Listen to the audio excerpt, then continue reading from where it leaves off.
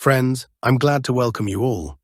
You're once again on the Ruslan Belov channel, and today we will take a detailed look at the situation on the front lines in Ukraine as of September 19, 2025. This day turned out to be extremely eventful. Developments unfolded rapidly, and in several directions we are seeing significant changes. So let's not waste time and move straight to the most important part, the review of the line of contact. As usual, let's begin with the Zaporizhzhia front, because it is here that two major Russian groupings, Dnieper and Vostok, are carrying out a large-scale offensive. These armies have been advancing for several weeks already, and today it can be stated that the pace of their offensive remains fairly high, despite short pauses and regroupings. On the western flank, the focus remains on the settlement of Primorsk. Russian forces continue offensive operations here, and the battles are already taking place in the southern part of the town. If earlier we spoke of suburbs and outskirts, now we are talking about dense residential areas. According to open sources and neutral cartographers, Russian units managed to advance significantly inside Primorsk. Several dozen houses have come under army control. The main goal here is clear. Russian troops are seeking to reach and secure a key stronghold located along the M18 highway.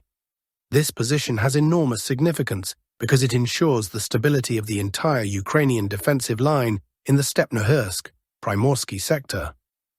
If this stronghold is fully taken under control, the enemy's defensive orders here will begin to collapse, and further advancement deeper will become much faster and more confident.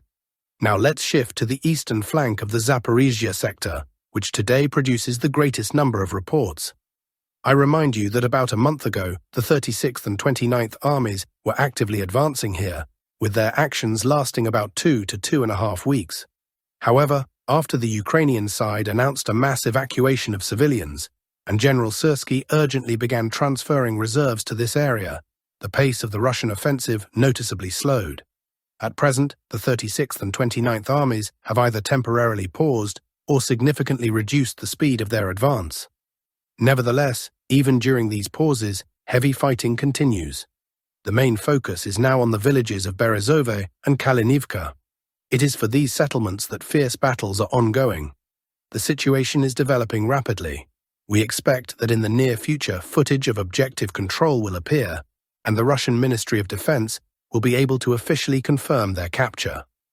At the same time, the Fifth Army is demonstrating far more active actions. It continues its offensive in several directions at once, towards Poltavka, Okhotniche, Uspenivka, Novomykolaivka, and Novovasilivka. It is precisely here that two of the most important Ukrainian fortified areas are concentrated, the Uspenivka stronghold and the Poltavka stronghold. Judging by the current configuration of the map, the Poltavka stronghold has already found itself in a semi-encirclement. The map here changes every day. Almost daily, new marks are added reflecting the advance of the Russian army. We can observe very high dynamics. One after another, Ukrainian strongpoints are falling under the control of Russian troops. According to the freshest reports, the Russian army has once again advanced westward in the area of this stronghold. And what is particularly important, this information is confirmed not only by Russian sources and neutral cartographers, but also by some pro-Ukrainian resources. Thus, it can be said that the Russian army is consistently breaking the enemy's defenses here, step by step moving toward key logistical centers. And here we come to the main and, perhaps, central news of the day. This is about the settlement of Nova Ivanovka.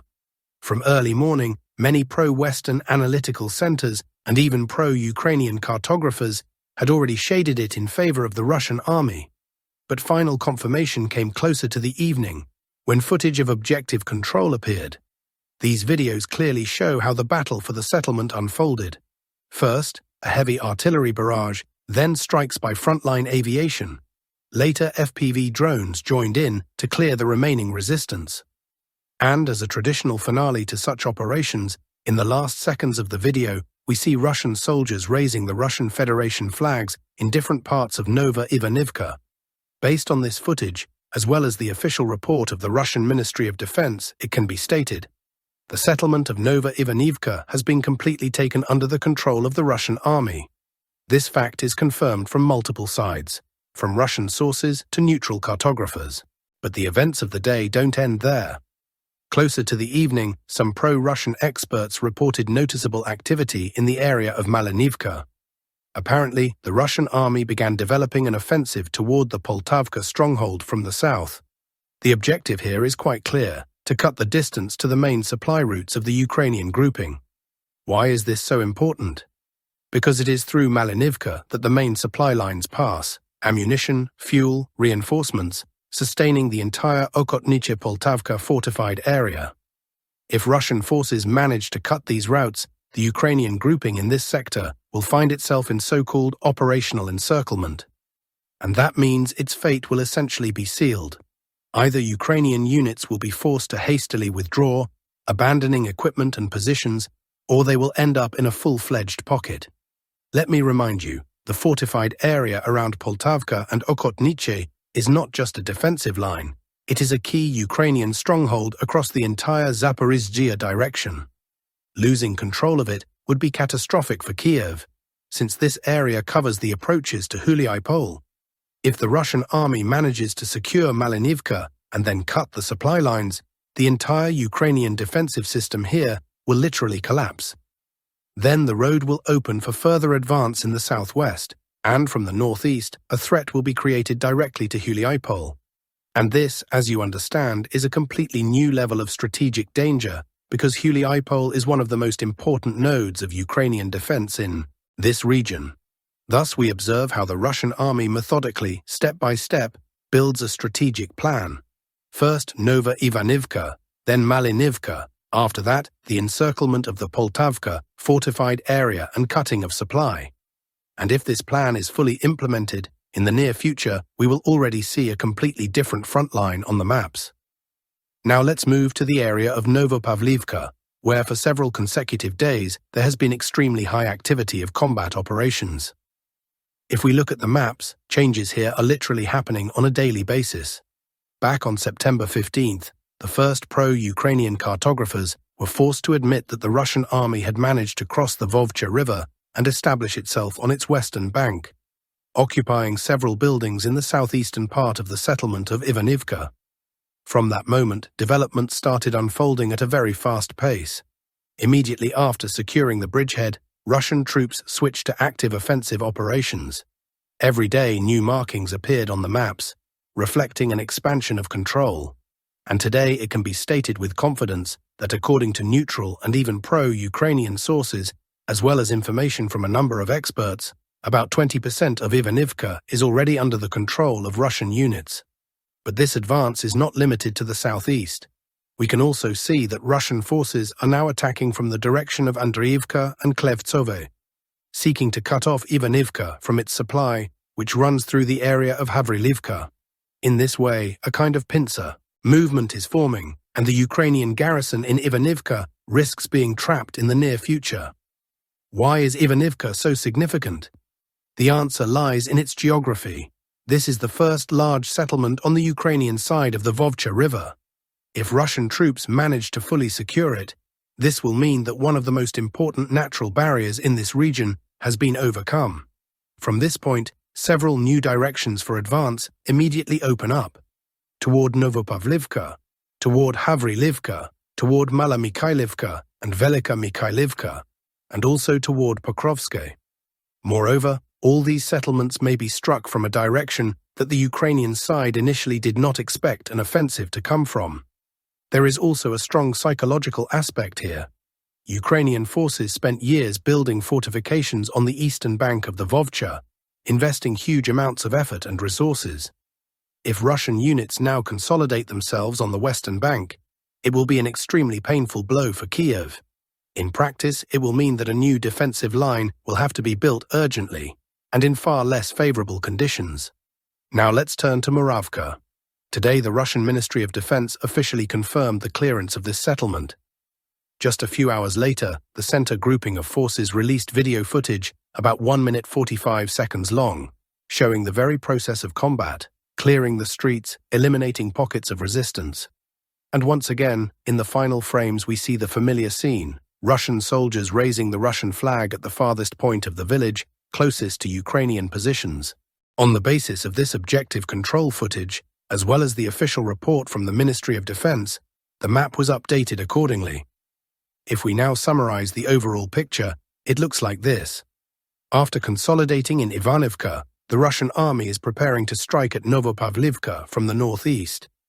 At the same time, the clearing of Moravka and the capture of adjacent strongholds indicate that an assault on Novopavlivka will also be launched from the east and northeast. Essentially, we can already say that the battle for Novopavlivka has begun.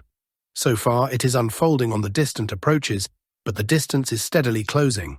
More and more factors suggest that in the very near future events here will escalate rapidly. Now we shift to the Siversk direction, where today we witnessed perhaps the most striking changes on the map. The spotlight here is on the area of Yampil. Fierce fighting has been raging here for weeks, but today the situation has taken a decisive turn. The Russian army has secured full control over the entire Zaporizhzhia forest. And we're not talking about partial control or contested areas.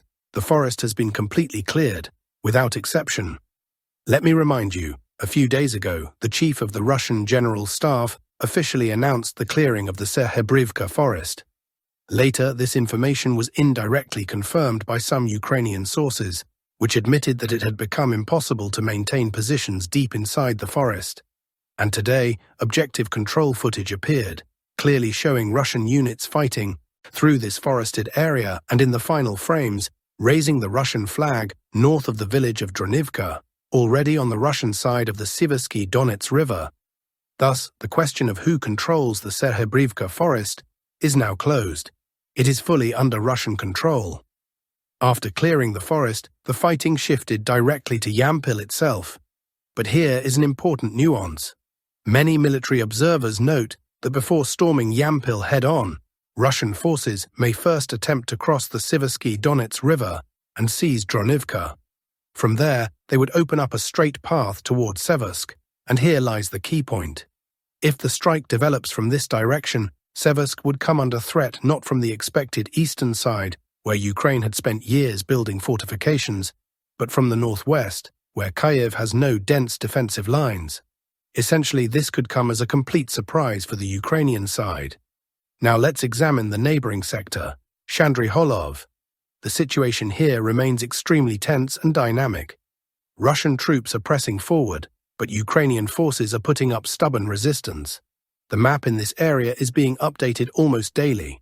Why are the Ukrainians still able to hold Chandriholov? The answer lies in logistics. They still maintain supply routes through the settlements of Yarova and Novoselivka, as well as through several small farms that serve as makeshift logistics hubs. Thanks to these routes, the Ukrainian garrison manages to cling to its positions. However, the Russian army clearly understands this defensive scheme and is trying to act preemptively. According to pro-Russian experts and cartographic updates, the main efforts are now focused on cutting off control over these farms and roads.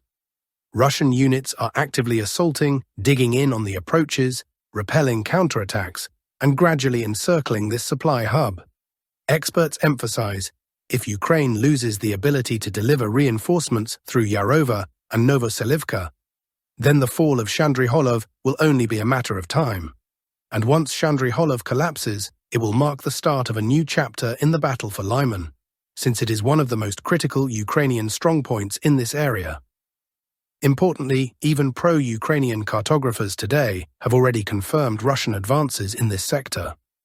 More and more sources agree that within the coming days, this section may collapse entirely. And that, in turn, would open the road for Russian forces not only toward Lyman, but also further west, to the Oskil River, creating even more serious prospects for future offensive operations. So, the Siversk direction is now one of the hottest areas of the entire front. By securing the Zaporizhzhia forest, the Russian army has essentially removed a major obstacle, and now it has the ability to push on Yampil, Chandriholov and Siversk from multiple directions at once. Now let's move to the Kupiansk sector, where today we also saw some very important updates and map adjustments. First, let's note that pro-Ukrainian cartographers, who previously tried to downplay Russian advances, were today forced to admit Russian forces have pushed forward in the area of Kondrashivka. This settlement is significant, as Ukrainian defensive lines once passed through it, and its loss alone makes the situation far more complicated for Kiev's forces.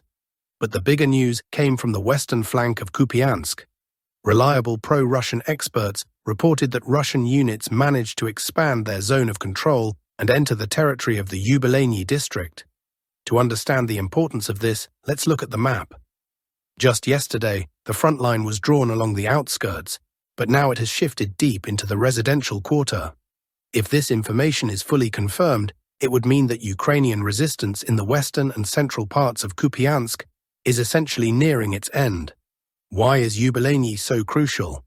This district consists of multi-story apartment buildings, which the Ukrainian side had turned into fortified positions and firing points.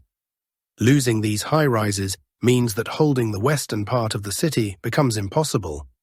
After that, the fighting will inevitably shift towards Sadov and Kupiansk-Vuzlovye, where Ukrainian forces will likely attempt to organize their last line of defense on the eastern side of the Oskil River. However, many analysts believe even this fallback won't last long. In the event of Kupiansk's full loss, Ukrainian forces will have no choice but to retreat further, as the entire front in this sector could collapse altogether. What prospects does this open for the Russian army? Once Kupiansk and the Oskil line are secured, the way opens for a westward advance, toward major settlements such as Chuhuiv, Balaklia, and ultimately Izium. Of course, this is not a one-day operation, and not even 1 week's task, but the dynamics clearly point in this direction. Already now, it can be said that in 2026, we are likely to see active Russian progress deeper into Kharkiv region. Now let's highlight one more important area. In the northeastern part of Kharkiv region, heavy fighting has unfolded around the settlement of Otradna. According to neutral and pro-Russian cartographers, this village has now been fully taken under Russian control. Here it is important to stress that the Russian army is pursuing a strategic goal: to cut off the Ukrainian salient that formed between Otradna, Bolohivka and Dvorichna. This bulge has essentially turned into a pocket, and it is becoming increasingly difficult for the Ukrainian side to hold. Judging by the pace of Russian advances, it is very likely that soon the Ukrainian contingent will have to abandon this pocket and withdraw to stronger, more convenient positions in the area of Kolodiazne and Obukivka. Yes, this could stabilize the line for a while, but it would come at the cost of significant territory and the loss of important defensive structures. So the picture on the Kupiansk front is very unfavorable for Kiev. The fall of Kondrashivka, pressure in Yubileyny, and the loss of Otradne all indicate that Russian forces are steadily moving toward the most vulnerable sector of Ukraine's entire defense in Kharkiv region. So that's how today's review looks. We can clearly see that the situation is shifting across multiple critical directions, from Zaporizhzhia and Novopavlivka to Siversk and Kupiansk. The Russian army is advancing methodically, consolidating on new lines, cutting supply routes, and steadily tightening pressure on Ukraine's defense. That's all for today, dear friends. Thank you for watching the channel, subscribing and supporting. There are many more updates ahead, so stay with us. I wish you all the best and see you next time.